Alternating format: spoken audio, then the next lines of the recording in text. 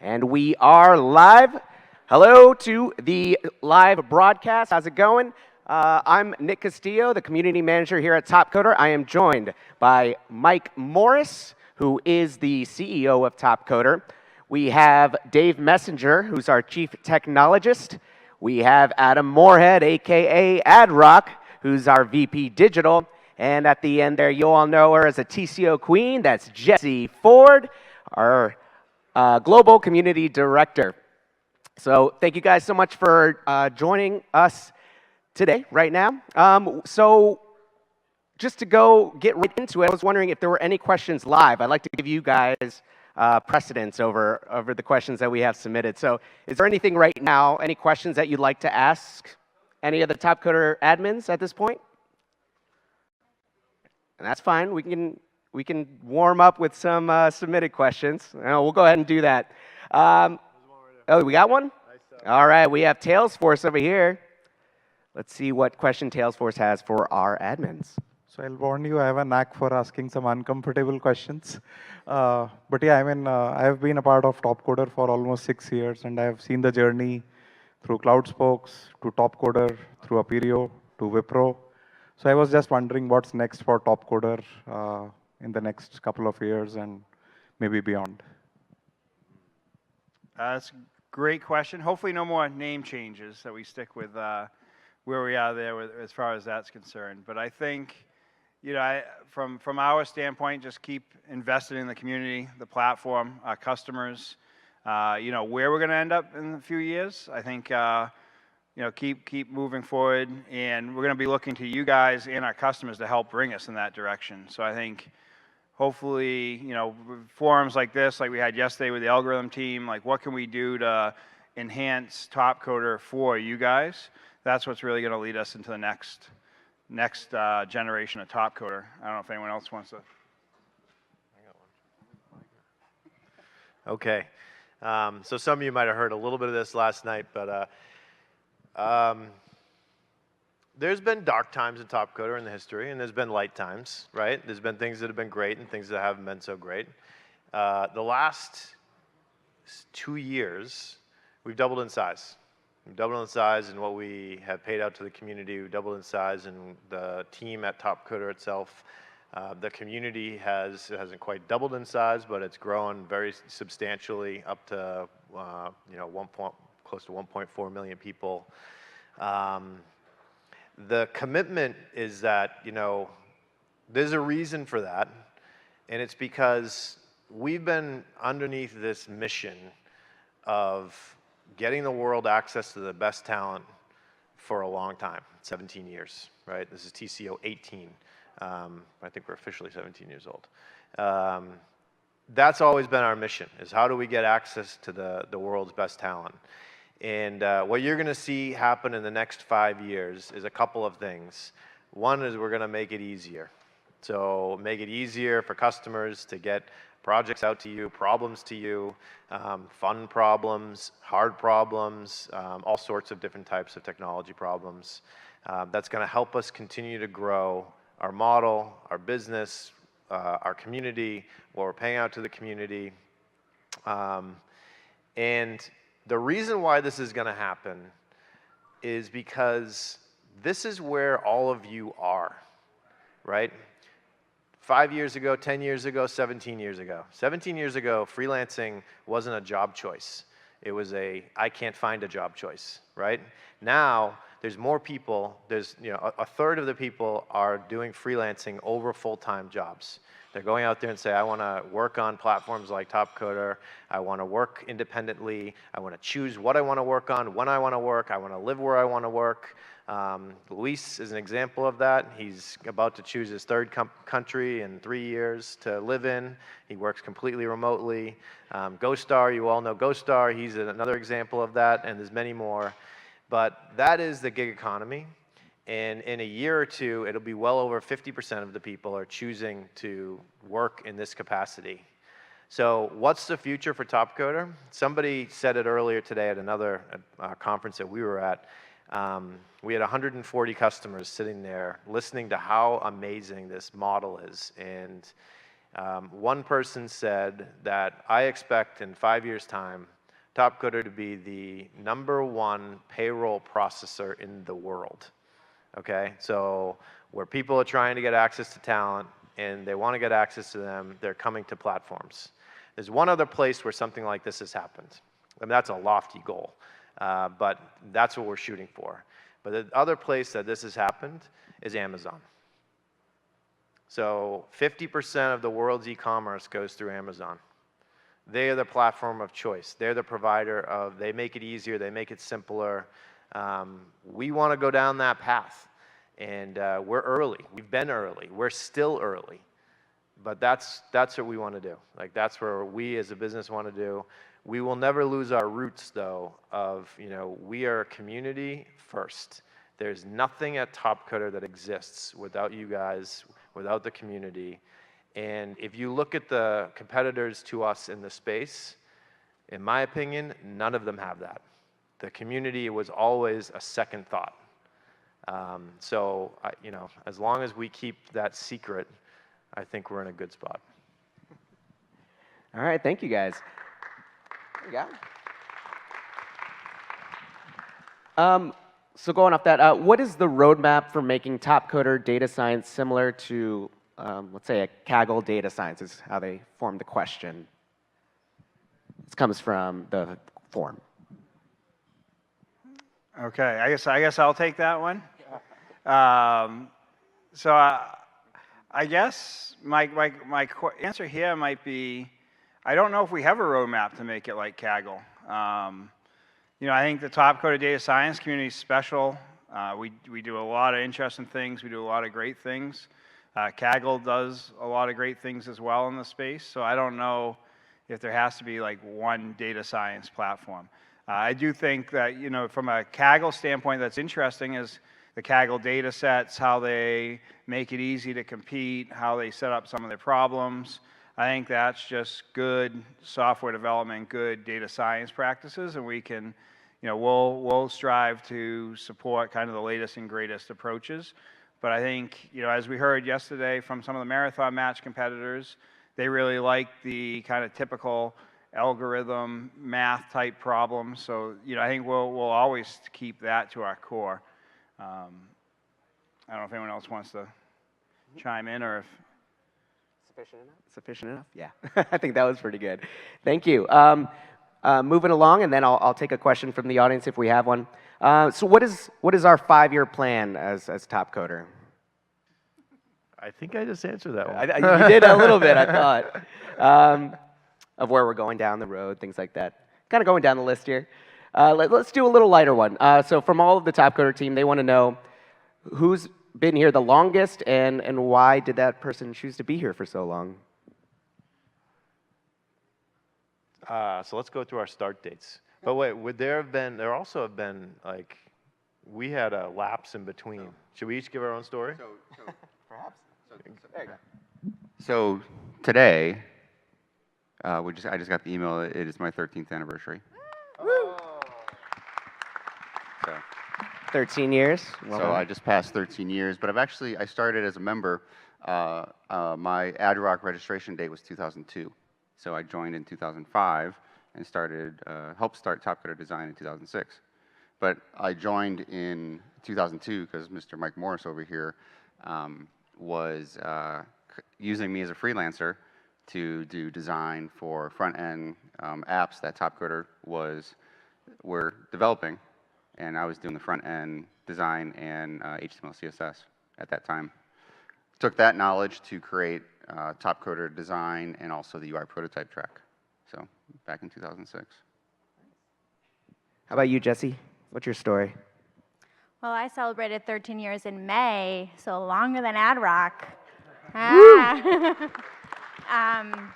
actually, I was just telling Sandika this earlier. I didn't get the job at Topcoder. They didn't hire me. I was so sad. And then the next day, they called me and said, you know what? The person we did hire didn't work out. So would you like the job? And I told my husband, no. I don't want to be second choice. But I did take it, obviously. And the only reason I stay is because of you guys, the community. So that's why I stay. And I love being here, and that's why I still work with the community. I could have moved and done other things, but I'm staying with the community, and that's where I will stay.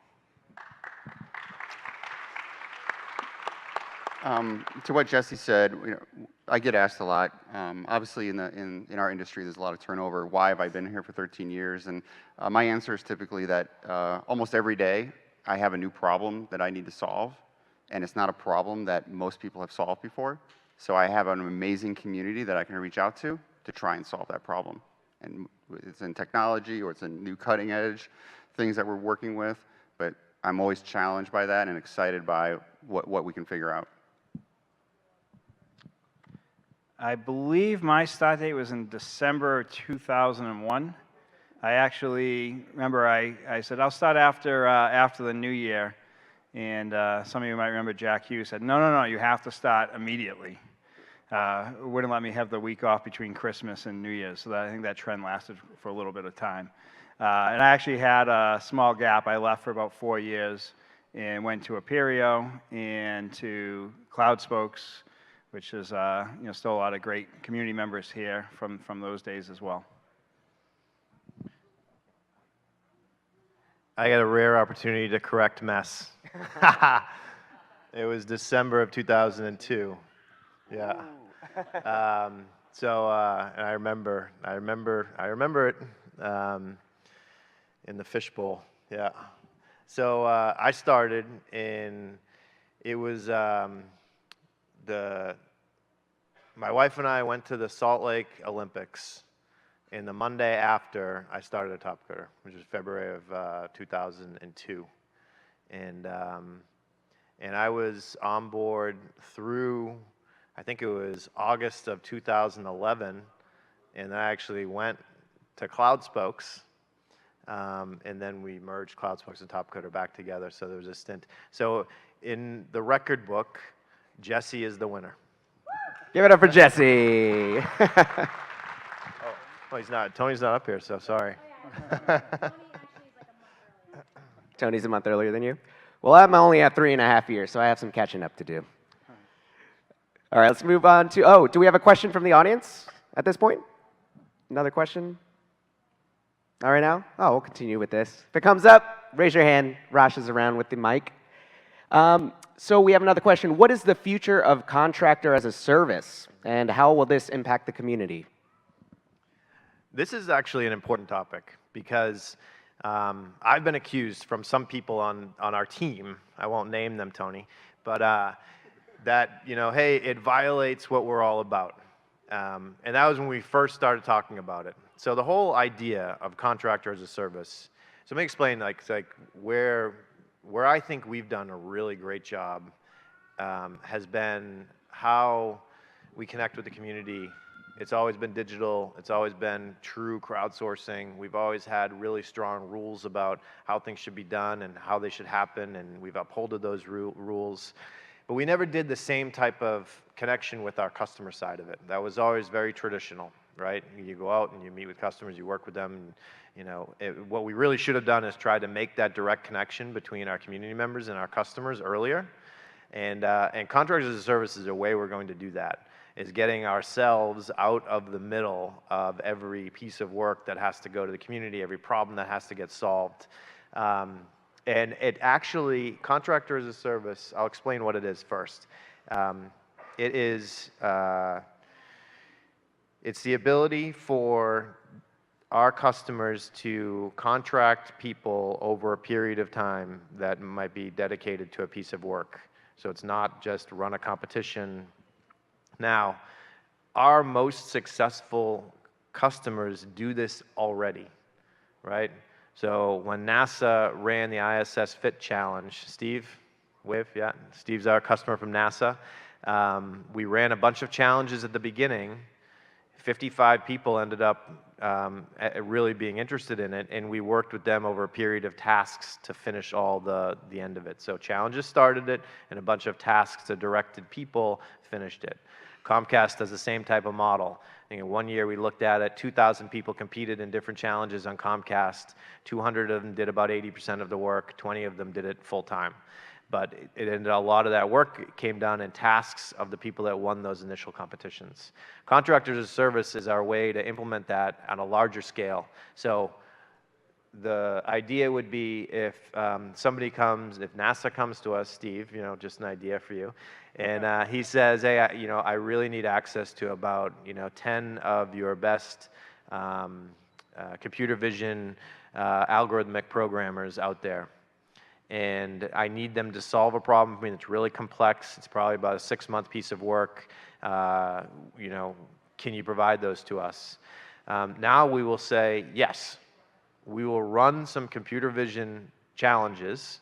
We will pull in people. We will describe as part of those challenges the opportunity is here for an extended period of time to work on this project, right? So you become a dedicated part of that project team. So we're not violating our roots. We're still using competition and challenges and our rating system, you know, to help drive that product, but we're allowing our customers to buy in a way that they are telling us that they want to buy. So that's the whole idea of contractor as a service. So theoretically, it's really nothing new, but we're going to put a nice interface on top of it and build a process around it and allow our customers an easier buying experience, so we can get more work to you guys. And maybe Dave has the brains on how we're actually going to do it, so I'll let him fill in the gaps. I think that was a good overview. You know, basically, we're not going to change the model too much. You know, all sorts of different ideas. You heard the algorithm team people we spoke a little bit about before, but ways, I think, to let you guys engage more with the community. With our customers and earn more money.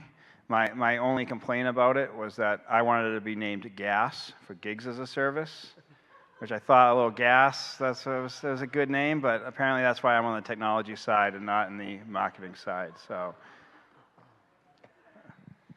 yeah, to what Dave said, the way I view it is really giving everyone more opportunities, right? So the idea that, yeah, the challenges at times, you know, you may not get paid when you're taking third, fourth, fifth, but in this model, there's going to be more opportunities to get paid as part of these teams, as part of the CAS model. Great, thank you. I think we have time for maybe a couple more questions. Again, going to give it out to the people here first. Anybody have a question here? All right. This one is probably for Adam.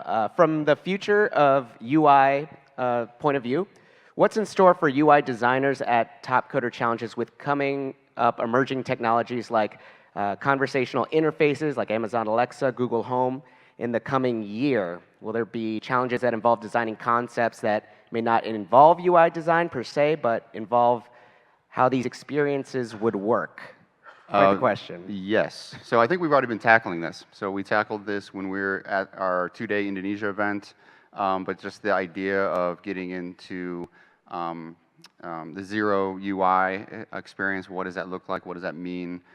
Really kind of planning and thinking more about experiences, and that's what we really push in our challenges. While, you know, a lot of the UI, it's about, you know, we want things to look good, but it's really learning and researching and finding like what's the better experience. And so what we really teach and push is focusing on that experience, and of course, learning about the domain of our customer, so our designers, our community can understand more about what that specific user is experiencing. But yeah, we're exploring that, just like we were digging into all the cognitive and AI the last couple of years with the blockchain, the cognitive community.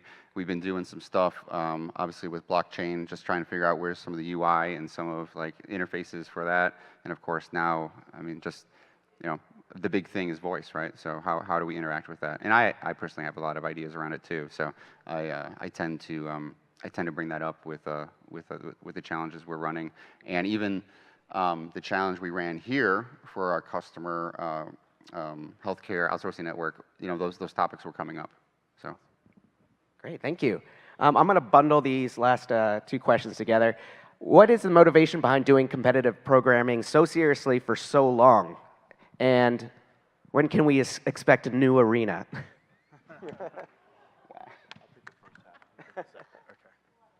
Yeah, you guys needed to put that in here, right? And everybody, somebody might want to record it, right? It's being recorded for sure. Okay.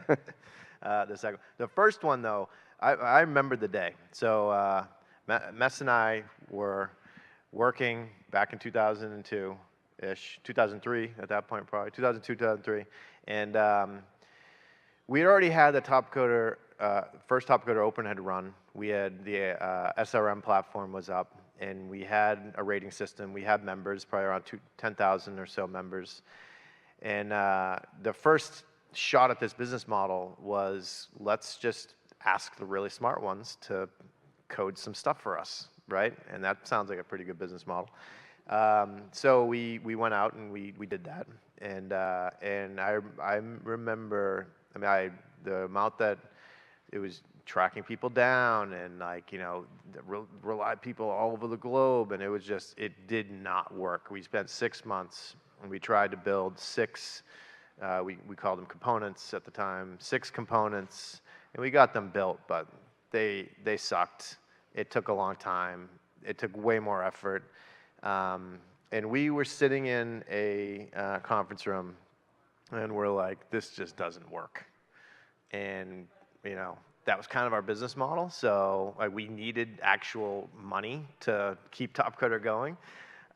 So, you know, it was at a point where it was like, well, what are we going to do? And one of the options that kind of scared us into thinking harder was, well, maybe we just become a recruiting company, right? And that's it. Like just, and I mean, him and I are both like, we know business, we are not interested in it. We don't want to do that. It's like, okay, we want to create something. We wanted to be able to build something. And that's when we were sitting on a whiteboard and we said, you know, the SRMs are amazing. The people love it. They have fun. They talk trash. They know each other. They became friends. They care about what they're doing. They're proud of their work. They show up at all hours of the day and night, and you guys still do that? We're like, can we take parts of that and apply it to the actual part of the business that we need to fund the rest of it with? And that's when we came up with the first competitions to get actual customer work done. So it sounds like, you know, hey, you should have realized that, but we didn't. And then once we did, though, in the next 6 months, I said it took 6 months, we built 6 software components. In the next 6 months, we built over 60, and the quality was amazing, right? The quality was through the roof. And we knew that that was it. And to this day, that's one thing I never worry about. I never worry about the quality of the code that comes back. You know, it's just the model works. People they care about what they do more. They care about their ratings. This is a competition-based model, but have you ever seen more collaboration? I mean, you guys are picking up each other like all the time. You're celebrating when you lose, you're celebrating the winners. And it's something that, you know, a lot of those things just happen by accident. But once we saw it really work, it was, you know, like I often say, you know, a lot of people say like, you know, what are you going to do next, right? You know, everybody says that in their career, and I'm like, I'm doing it. Like, that's it. Like, this is, you know, when we kind of got that first fundamental, and then we tried it with Adam. We had a conversation. I think it was, you know what you should do, and we did it with design, and all of a sudden that was great, and there's plenty more that we will figure out. Harvard Business School has helped us a lot in terms of, like, you know, I said, you know, some of the stuff was accident and some of it was on purpose. You know, a lot of the marathon match platform and how that process works, and the banner style matches and some things we have planned there have been in collaboration with Harvard Business School and some of the analysis that they've done and the experiments. So we'll keep iterating on it, but that's why. I mean, it's night and day, the quality, the speed, and the people doing the work are having fun, right? Okay, well, I can't say that I was shocked that we got this question today.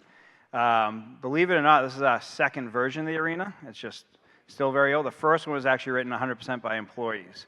So if you think this one's bad, you should have seen what the first one looked like. But, you know, shout out, I don't know if they're on the live stream, like old members like Timmers and Qubits and ones that actually helped build the original arena, geez, 15 years ago. I mean, it's a pretty amazing piece of technology to be running really that long. It's very impressive. So I know, Hashit, look, he's actually videotaping this, is you have not had a bigger advocate at Topcoder than Hashit, and I'm expecting him to hopefully jump up and down. But we were actually talking beforehand. I know we've talked about it, but Michael recorded too, that we are going to invest in redoing the arena. We've started redoing a bunch of the back-end pieces for marathons, which will hopefully start powering how we want to tackle the arena. So the answer to that question is, yeah, we want to commit to, whoop, I got cut off. Right when the good stuff happens. So now no one heard the commitment. But no, we're going to commit to redoing the arena.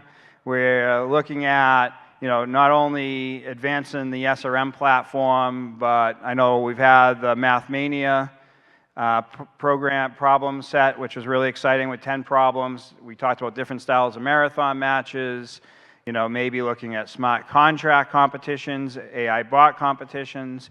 So coming up with a good platform to drive really the real-time type competitions, the competitive programming. That is something that we are starting right away. Another person, just I don't know if he's watching, but Gorbanov's kind of helped us some too already with helping look at that and how we can tackle that.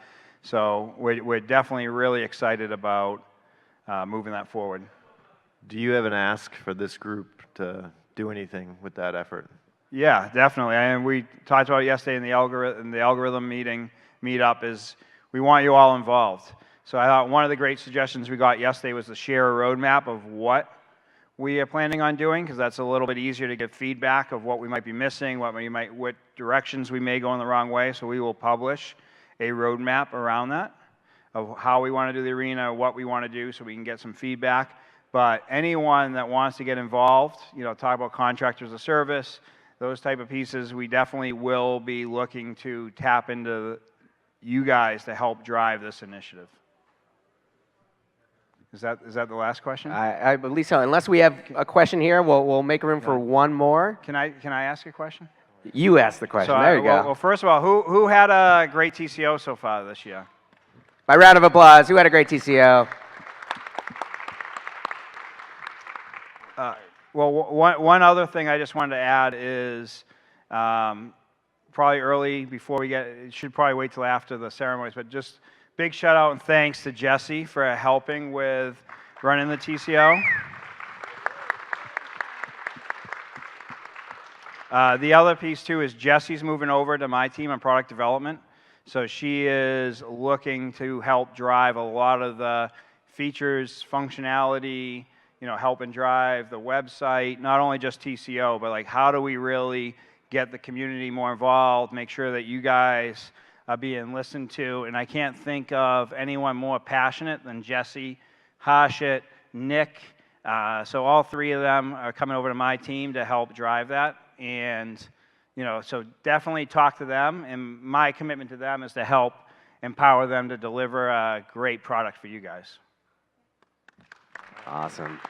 Thank you very much. And I think that'll do it for us for the Topcoder Town Hall. We're going to get ready for the closing ceremonies, which will be starting very soon. So hang out, get some water, and we'll be up here again in about 30 minutes or so. Thank you.